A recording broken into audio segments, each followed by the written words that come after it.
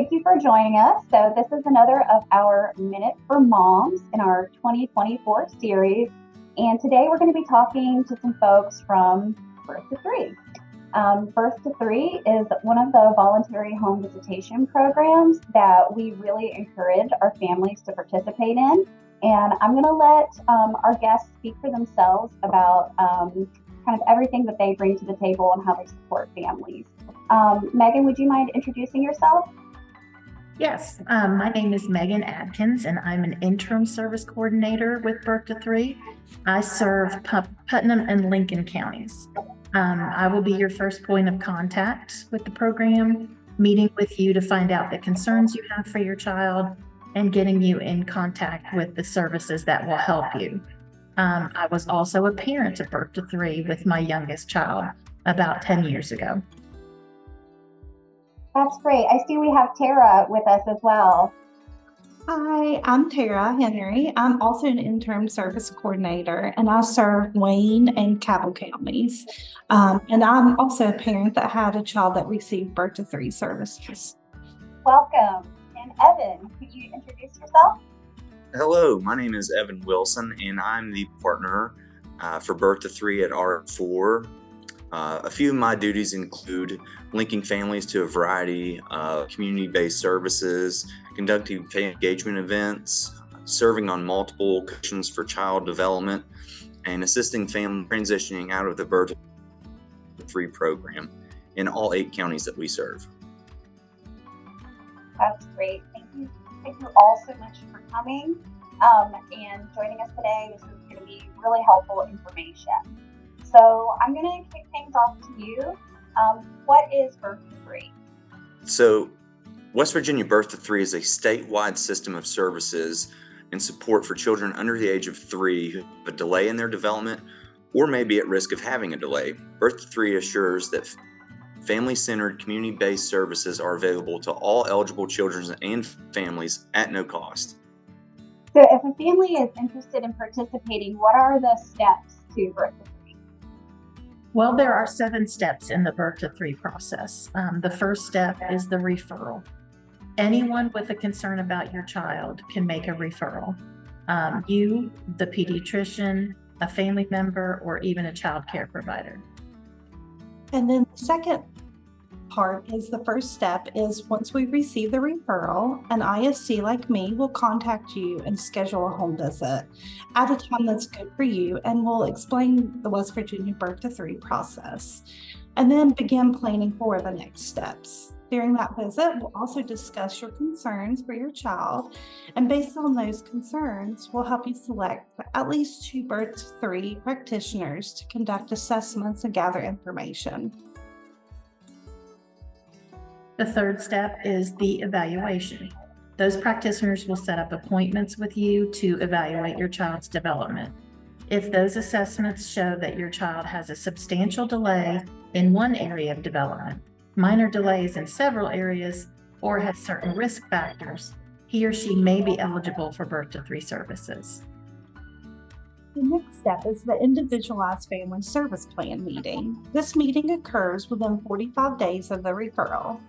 During this meeting, the team will review the results if your child is found eligible and you decide whether you want to continue with the program. Then the IFSP team will help you decide which services are needed to help your child grow. The 5th step is the delivery of services. IFSP services are provided in your home or community. IFSP services will begin within 30 days after you sign your consent. Will also be reviewed at least every 6 months or sooner if requested. The 6th step is service coordination. During that initial IFSP meeting, you will meet your ongoing service coordinator who will work with you to make sure that the IFSP services are meeting your needs. Your ongoing service coordinator will link your family to available resources in the community as needed. The last step is transitioning at the West Virginia Birth to Three. Your ongoing service coordinator and I team will help you with the transition process, including exploring other possible services. So if I had a family that I'd like to refer to Birth to Three, what is the referral process? Anyone can send a referral. To refer a child to the West Virginia Birth 3 program, all you have to do is complete a referral form, which can be found on our website, or you can call 1-866-321-4728. What is the service area for your office? Birth to 3 services are provided throughout the entire state of West Virginia, but here at RAU 4, located in Huntington, our direct service area consists of Boone, Cabell, Putnam, Mason, Wayne, Lincoln, Logan, and Mingo counties. What are some of the more commonly asked questions that you get about your program? How do I know if my child has a developmental delay or risk? By tracking your child's developmental milestones, here's an example of age-appropriate developmental milestones. By 3 months, does your baby hold his or her head up well, make cooing sounds, or smile when talked to?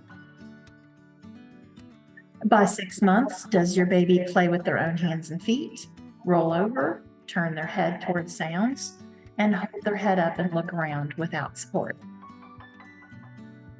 By 9 months, does your baby sit alone or with minimal support, pick up small objects with thumb and fingers, or move a toy from hand to hand?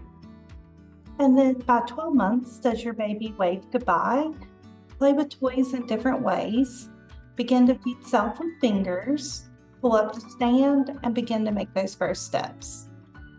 By 18 months, does your baby cling to a caretaker in new situations? Do they try to talk and repeat words? And do they walk without support? By 24 months, does your child point to different body parts, walk, run, climb without help, get along with other children, and use at least 2 to 3 word sentences? So if kids are not meeting those milestones, that might be a reason to seek out our Birth to 3 referral. How is the eligibility for services determined? First and foremost, there is no income requirement. We are a program that is no cost to all families.